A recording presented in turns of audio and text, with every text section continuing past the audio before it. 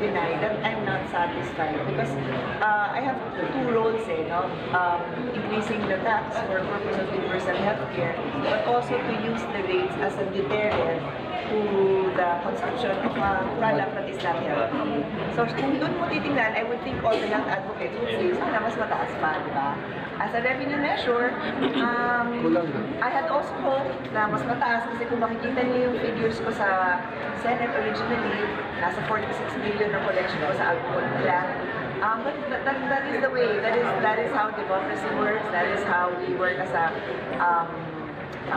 bicameral house.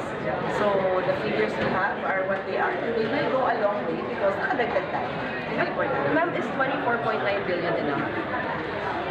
No, kasi even what we were proposing at the highest limit, it's never enough because we're a developing country, di ba? So it's